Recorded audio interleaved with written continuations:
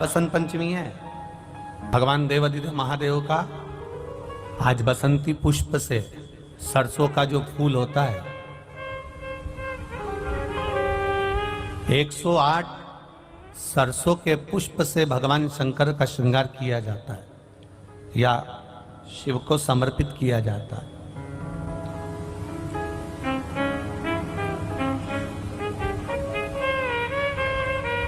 अगर डॉक्टर बोल भी देता है कि ऐसा लग रहा है कि कोई बड़ी बीमारी आने वाली है, शरीर में कोई ऐसा रोग आने वाला है कि ये बहुत बड़ा रहेगा, हम उनको हमेशा कहते आए हैं कि प्रयास करना कि बसंत पंचमी के दिन सरसों के फूल 108 शंकर भगवान को चढ़ जाएं, उसके बाद जांच करवाना प्रारंभ करो, बड़ी बीमारी नहीं आएगी, बाबा उसको टाल ही देगा। उसका नाम महामृत्युंजय है, उसका नाम ही महामृत्युंजय। और हमने पहले भी बैतूल की कथा में कहा था कि सरसों का जो पुष्प होता है, कोई आप कार्य करने के लिए जा रहे हो, कोई ठेकेदारी करने के लिए जा रहे हो, उसमें भी सरसों का पुष्प देवाधिदेव महादेव के लिए बहुत प्रबल होता है, बहुत प्रबल। जी का एक नाम शारदा है, क्या नाम है? जम के बोलिए जरा। शारदा। ये शारदा नाम कहां से पड़ गया? सरस्वती माता को शारदा नाम किसने दिया था? भाई नामकरण होता है तो हमारे यहाँ तो आज भी नियम है हमारा, ये बुआ कोई नाम बताती है, मामा जी कोई नाम बताते हैं और दादाजी कुछ बोलते हैं, कोई बोलेगा टिक्कू, कोई बोलेगा पिक्कू, कोई बोलेगा कुछ, सबके नाम अपने अपने रहते हैं, कोई प्रेम से क्या बोलता है। तो सरस्वती का शारदा नाम किसने प्रदान किया था? माता सरस्वती को शारदा संबोधन किसने दिया था? माता सरस्वती को शारदा का संबोधन किस समय पर प्रदान किया गया था? जिस समय पर शंकर और पार्वती भ्रमण पर निकल रहे थे और भगवान ब्रह्मदेव सरस्वती को ढूंढ रहे थे, और माता सरस्वती को ढूंढते हुए ब्रह्मा जब भगवान शंकर की साक्षी में पहुंचे हैं, तब भगवान शंकर से ब्रह्मदेव ने कहा आप कहीं सरस्वती को देखें तो मुझे भेजिएगा, मेरे पास में भेजिएगा। शंकर भगवान ने उसी समय पार्वती से कहा, पार्वती, जैसे एक स्त्री जो पतिव्रता धर्म का पालन करने वाली है, एक नारी पतिव्रता धर्म का पालन करने वाली होती है, पति को परमेश्वर मानने वाली होती है, पति के चरणों का रसतत्व ग्रहण करने वाली होती है, तो वो पर पुरुष का स्मरण नहीं करती। उसी तरह एक पति जो अपनी अर्धांगिनी के साथ में रहे और अर्धांगिनी के साथ चले तो पर नारी का स्मरण नहीं होना चाहिए। तो एक काम करो पार्वती, तुम उस सरस्वती को बुलाना प्रारंभ करो। अब पार्वती जी ने कहा सरस्वती तो मेरी बहन जैसी है, सरस्वती तो मेरी सखी जैसी है, अब मैं उसको अगर बुलाऊं, आवाज दूं, अच्छा नहीं लगेगा। तो माता पार्वती जब ढूंढते ढूंढते ढूंढते ढूंढते शंकर भगवान के साथ में भ्रमण करती करती पहुंची, तो क्या देखती है माता पार्वती कि एक सरोवर के पास में माता सरस्वती बैठकर सरोवर में अपना मुखाग्रविंद देख रही थी। श्वेत वस्त्र था मेरा माँ का और बड़ी सुंदर गले में माला पहन रखी थी माता सरस्वती ने, और एक सरोवर में माता सरस्वती अपने मुख को जब निहार रही हैं, उस दर्पण के भाव में अपने प्रतिबिंब को देख रही हैं, तब उस समय पर माता पार्वती ने कहा शारदा, सरस्वती को लगा कि मेरा संबोधन ये किसने कहा, पलट कर देखा, सरस्वती ने कहा पार्वती तुम? हाँ, मैंने तेरा जो दर्पण में प्रतिबिंब देखा है, तेरा स्वरूप देखा, पर तू इतनी सुंदर है, इतनी सुंदर है, पर तेरा जल में जो स्वरूप देखा ना वो नीला दिखाई दिया, थोड़ा सा श्याम दिखाई दिया, इसलिए मैंने तुझे शारदा कह दिया। आज भी हमारे मध्य प्रदेश के कटनी और सतना के बीच में महियर में आज भी शारदा भवानी विराजमान है महाराज।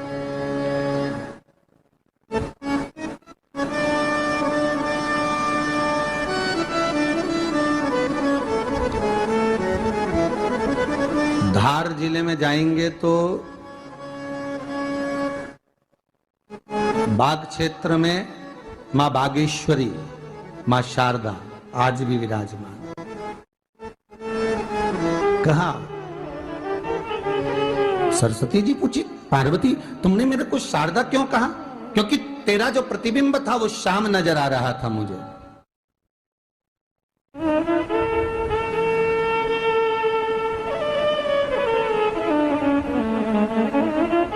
उस प्रतिबिंब को देखकर मैंने तुझे शारदा का संबोधन दिया। तुम्हें ब्रह्मा जी बुला रहे हैं। सरस्वती ने कहा,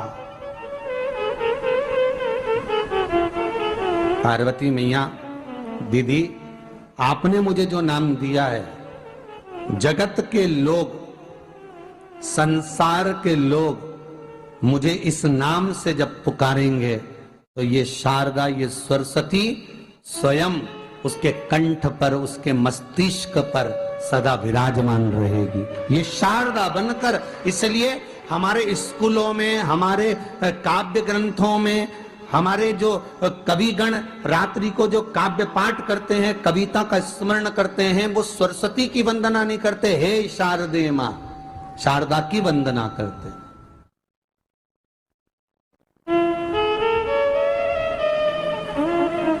कभी आपसे कोई पूछ ले कि शारदा नाम पार्वती सरस्वती का कब पड़ा, तो आप बता सकते हैं कि ये माता शारदा नाम कोई सहज नहीं है। मां ढूंढने के लिए जब निकली, ब्रह्मदेव के कहने पर भगवान शिव के साथ भ्रमण करती। नाम का उच्चारण कोई सहज नहीं होता। कोई देखता होगा, दादाजी ने अगर किसी का नाम कुछ रखा है तो कुछ सोच के रखा होगा, पिताजी ने अगर कुछ रखा है तो उसके मन में कुछ आया होगा तो रखा होगा, मम्मी ने अगर कोई नाम रखा है तो उसने कोई विचार कर कर रखा होगा। कोई नाम अगर किसी का रखा जाता है तो उसके अनुकूल रखा जाता है कि हो सकता है कि वो नाम की क्या उसके मन में चल रहा होगा। तो शारदा का संबोधन कोई सहज नहीं है। माता सरस्वती का एक नाम शारदा हुआ, इसलिए संबोधन में सरस्वती कम शारदे मां ज्यादा बोला जाता है। आप काव्य पाठ कर लो, नाम जाप कर लो, स्मरण कर लो।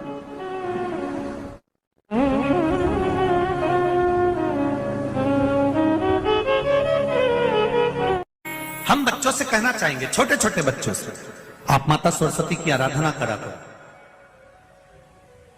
मेरे बच्चों से निवेदन है, कभी जिंदगी में अगर मौका मिल जाए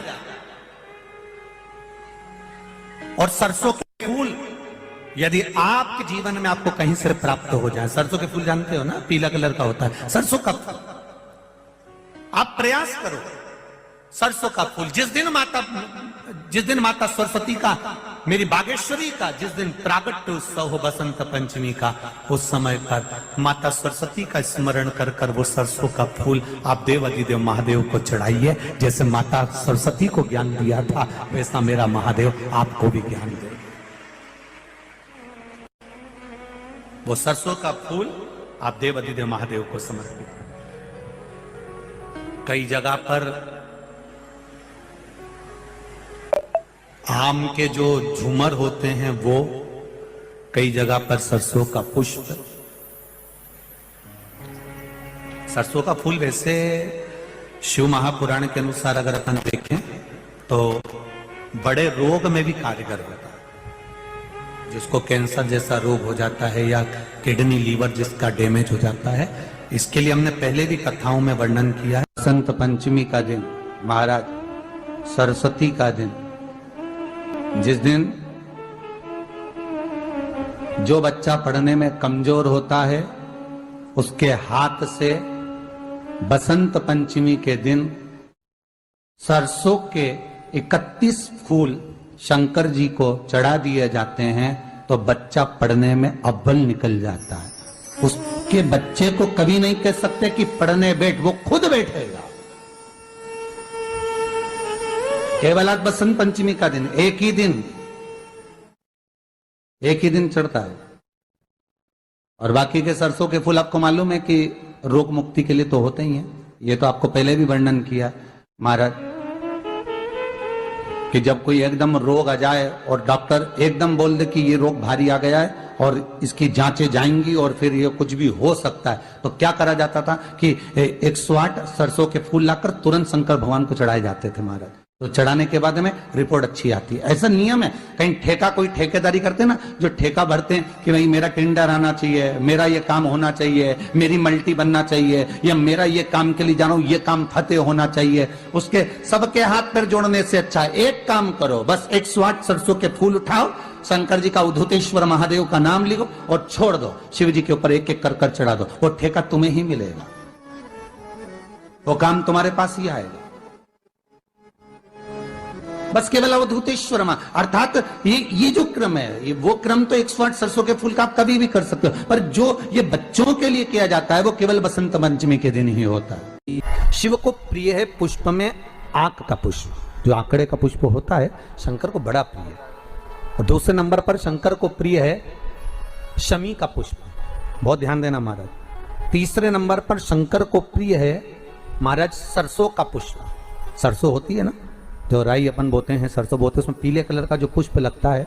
हमारा तो निवेदन रहता है जब तक सरसों आए तो प्रयास करा करो कि सरसों के 108 पुष्प शंकर भगवान पर चढ़ाना प्रारंभ कर दो। महाराज ये पक्का है कि वर्ष भर कोई बड़ी बीमारी आपको घेर नहीं सकती अगर सरसों के फूल शिव को चढ़ रहे हैं तो। और प्रयास करना कि सरसों का जो पुष्प होता है, सरसों का जो फूल होता है महाराज, अगर कोई व्यक्ति को किडनी या लीवर से जुड़ी हुई कोई तकलीफ होती है, या किसी व्यक्ति का एक्सीडेंट हो गया होता है और उसका कोई अंग रह गया हो, कोई शरीर का कोई भाग रह गया और वो काम नहीं कर रहा हो, जैसे किसी के पांव रह जाते हैं एक्सीडेंट के बाद, किसी का हाथ रह जाता है, या कोई अंग काम नहीं कर रहा हो, वहाँ ब्लड पहुँच नहीं रहा हो, वो जगह एकदम सुन्न हो गई हो, खाली पड़ गई हो, तो उसके लिए शिव महापुराण की कथा कहती है कि सरसों के पुष्प 11 शंकर जी के राइट भाग में, जहां शिव जी के गण दरवाजे के द्वारपाल मणिभद्र जिस जगह पर निवास करते हैं, कौन निवास करते हैं? मणिभद्र। शंकर जी के दरवाजे के द्वारपाल हैं मणिभद्र जी, तो मणिभद्र दरवाजे के द्वारपाल में राइट भाग में मणिभद्र जी विराजते हैं। मतलब राइट भाग कौन सा हुआ? जब आप मंदिर से बाहर निकलेंगे तो राइट भाग, मंदिर में प्रवेश करेंगे जब राइट नहीं होना चाहिए, आप मंदिर से जब जाएं तो राइट भाग।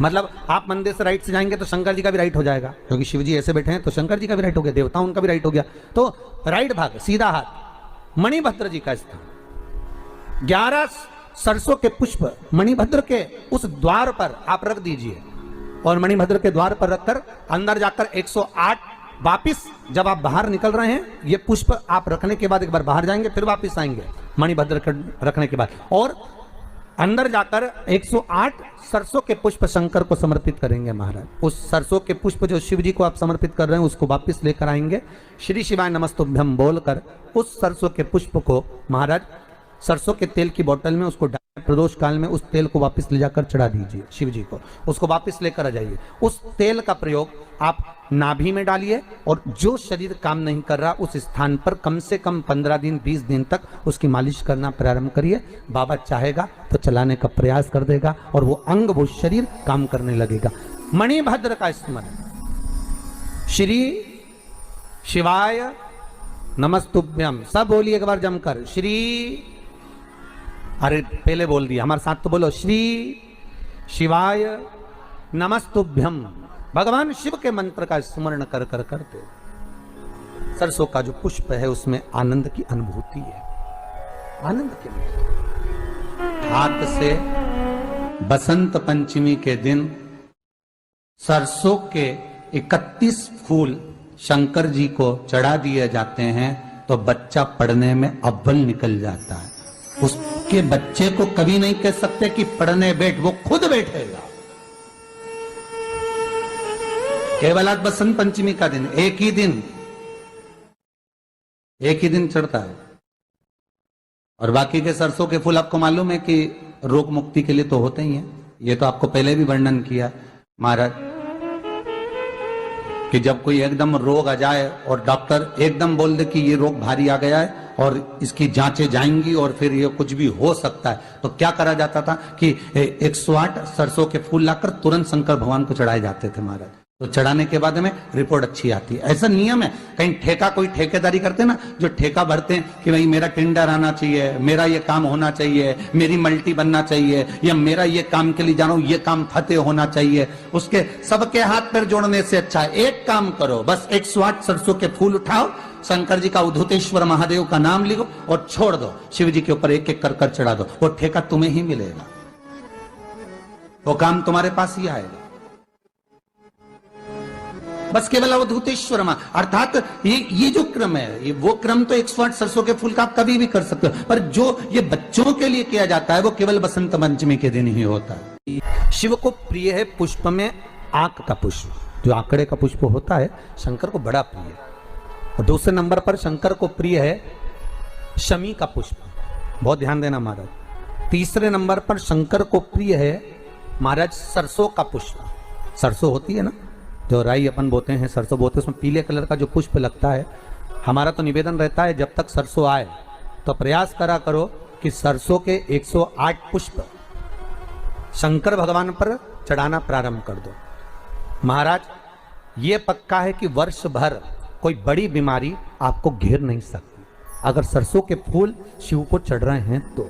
और प्रयास करना कि सरसों का जो पुष्प होता है, सरसों का जो फूल होता है महाराज, अगर कोई व्यक्ति को किडनी या लीवर से जुड़ी हुई कोई तकलीफ होती है, या किसी व्यक्ति का एक्सीडेंट हो गया होता है और उसका कोई अंग रह गया हो, कोई शरीर का कोई भाग रह गया और वो काम नहीं कर रहा हो, जैसे किसी के पांव रह जाते हैं एक्सीडेंट के बाद, किसी का हाथ रह जाता है, या कोई अंग काम नहीं कर रहा हो, वहाँ ब्लड पहुँच नहीं रहा हो, वो जगह एकदम सुन्न हो गई हो, खाली पड़ गई हो, तो उसके लिए शिव महापुराण की कथा कहती है कि सरसों के पुष्प 11 शंकर जी के राइट भाग में, जहां शिव जी के गण दरवाजे के द्वारपाल मणिभद्र जिस जगह पर निवास करते हैं, कौन निवास करते हैं?